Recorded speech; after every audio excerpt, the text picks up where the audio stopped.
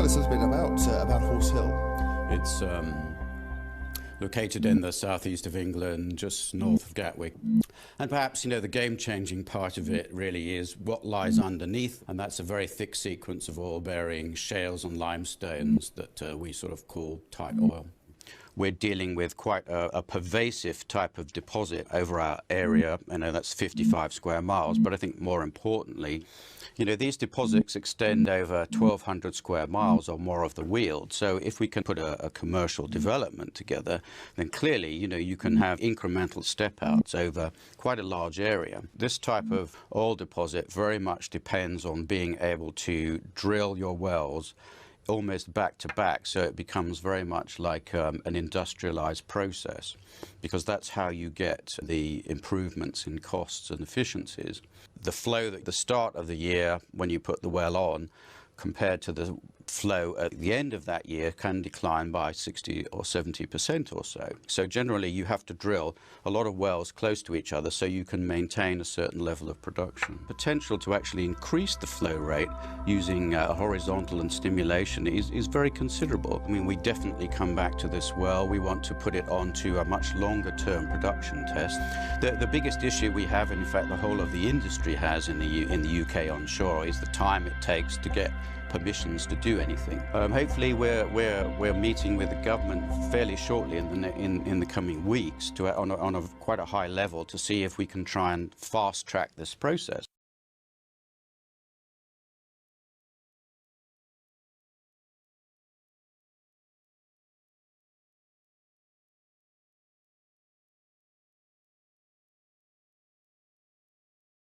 Well, the first I knew about it, someone informed me, somebody on the camp informed me that there was a bit of a noxious fume up at the site. So what I did was I walked up there and I walked along the footpath, and it was literally like walking into a wall of smell. It really did kind of hit you. It wasn't so much that it was a pungent smell, it was more of a total sensory experience where you were just kind of hit by something, all your senses, whether that was your lungs, your nose, it was very, very noticeable. And what I did then, I walked back down to the gate, and I asked one of the police liaison officers to come back with me.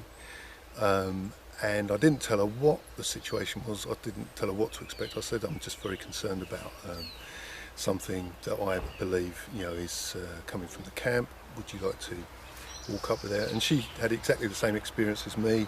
It was literally like walking into this smell, this kind of, this gaseous fume. You could really feel it was different, and it would come and go. But anyway, and she actually phoned it into the EA because she was so concerned. That smell spread, that effect that it was having on people spread, and it affected the horses on the equestrian centre and the people that worked there. Horses had, sort of froth at the mouth, stuff like that. Other people had nosebleeds. I didn't have a nosebleed, but I did have headaches, and my chest, felt pretty bad on each occasion that this happened. And one of the interesting things was that when we spoke to people who had access to the site manager and who expressed a concern, what we'd experienced had completely tied into when they vented the tanks.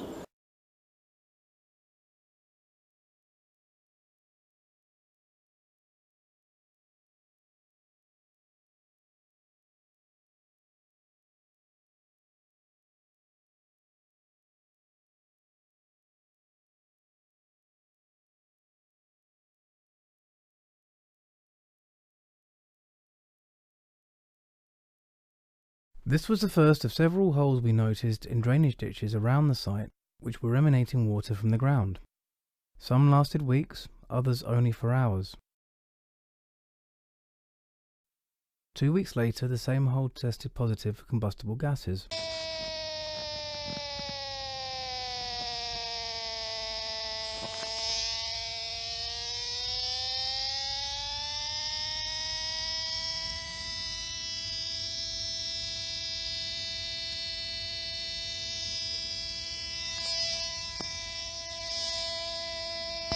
5 weeks after we noticed the first hole, it finally slowed down.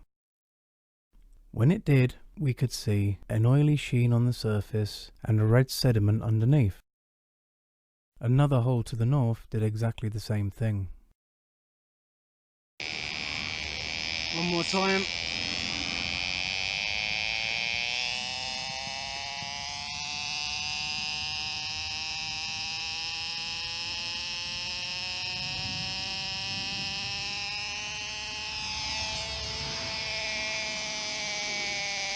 And further up the stream here, there's no flow, there's no milky white substance, there's no black oil slick underneath.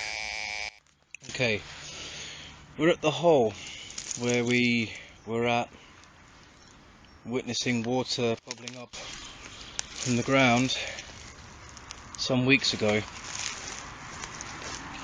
Now, as you can see, the hole itself is largely full of sediment.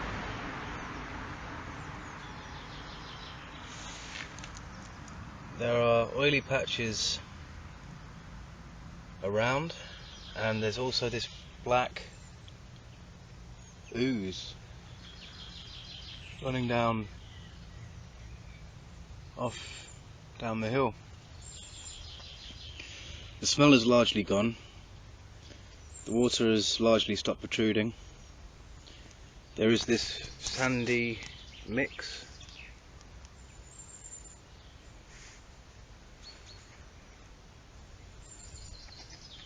And there's an oily sheen, or a rainbow sheen on the surface, a little bit of a skin there. The incident that really sticks in my mind is when, in the hours following them removing the drill head, which we could see that they'd done because you can see over the fence, and we were kind of monitoring that. Within a couple of hours of that, water started to gush up and out of fissures in the ground because it was quite dry. It hadn't rained for probably about a week at that point.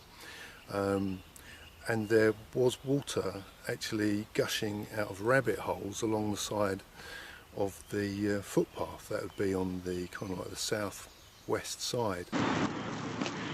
It's actually flowing out.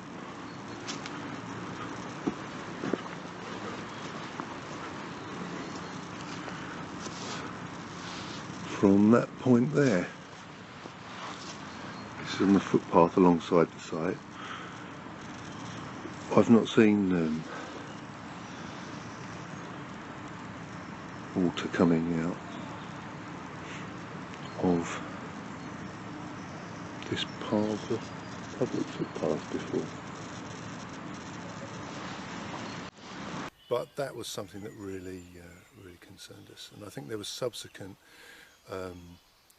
overflowing of this fluid, which smelt a little bit of diesel, I've got to admit, if I think about it, and that some of that was kind of brown and oily, and it flowed into a sort of a little tributary, that stream that runs into the mole just down, about half a mile down the road, or no, it's probably about a mile down the road.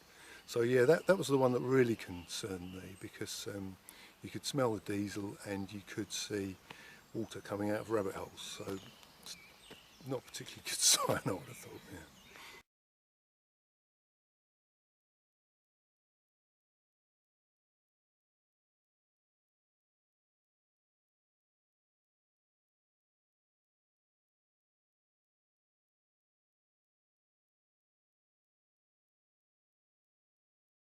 It was the 11th of January when the pipes came in, the drilling pipes. And the night working started soon after that. I think it was the 13th or the 14th of January, the first time. And so I wrote an email to the council to let them know and ask them about this. What were the pipes for? Why was there being work done at night? And they emailed me back, I think it was on the 18th. So they checked with the HSC, who allowed them to do that work because of health and safety situation. So they had some, as it later turned out, hydrocarbons bypassing an isolation plug. And by the way, the EA were never notified about that because I asked them afterwards. so they don't know about this. I think what was probably the most interesting, obviously aside from the fact that they didn't, as the council now said, they didn't have the planning permission to do the drilling, which we know now that they've done.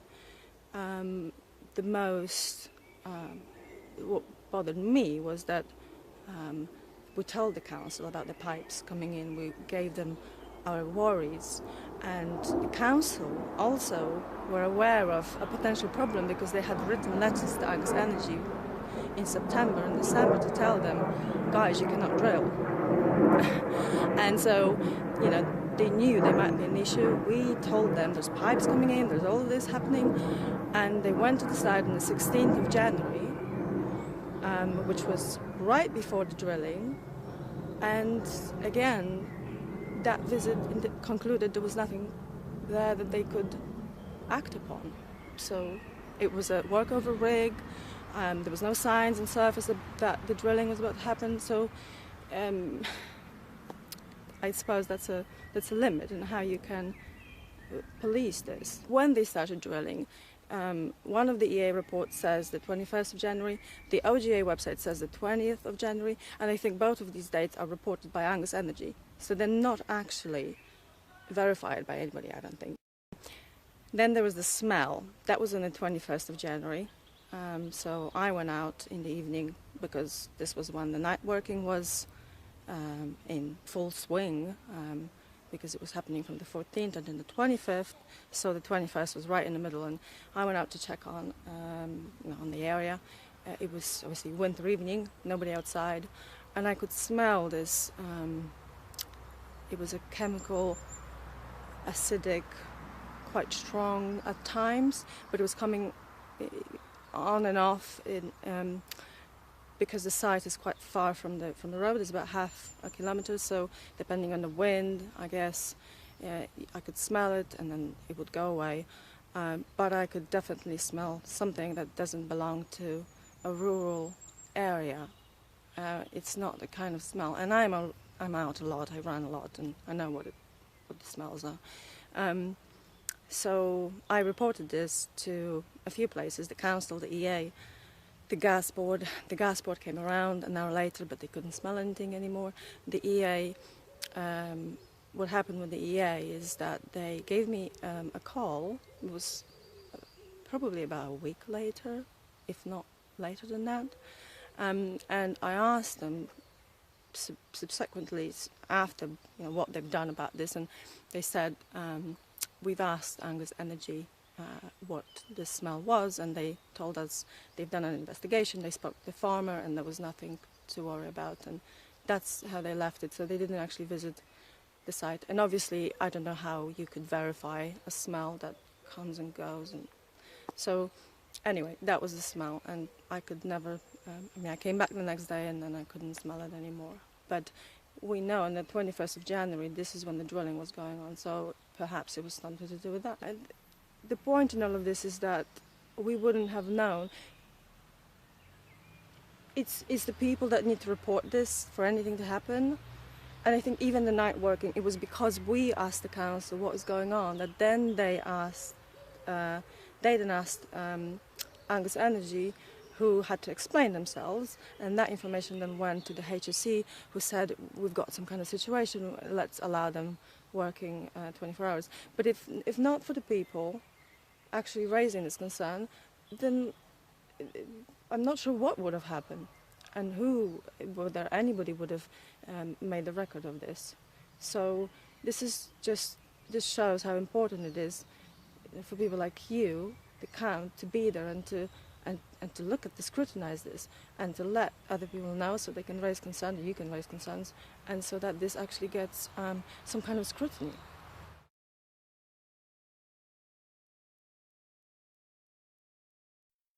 Horse Hill and Brockham are both in the Weald Basin. As the name suggests, Horse Hill is on a hill. The site is at the bottom of the hill, which extends to the southwest. Interestingly, there is a change of formation on the BGS superficial geology map just to the north of the actual hill and running southwest in line with the hill. Since the 1st of April 2019, there have been earthquakes and small tremors nearby. The first 3 were on the same day either side of this change in formation. One of them was felt. The pin colour changes each month, and the dates are on the pins if you pause.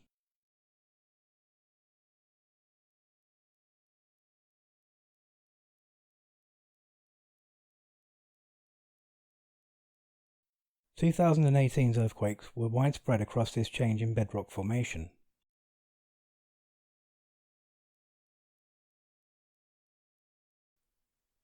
January 2019 was quiet, though in February 2 felt earthquakes and 6 smaller tremors occurred, all within a kilometre of each other.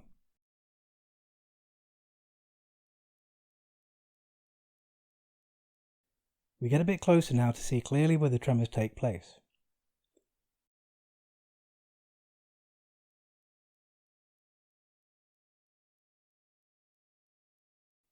There have been a total of 22 earth tremors in 2019. 4 of these were felt at the surface. These are the quakes from 2019 so far. This image shows all of the tremors that have been recorded. Every tremor this year has been under the hill that connects Millwood Hill and Russ Hill. The nearest tremor to the sidetrack from Horse Hill is less than a kilometre away, and the end of the sidetrack is less than 400 metres from the change in formation.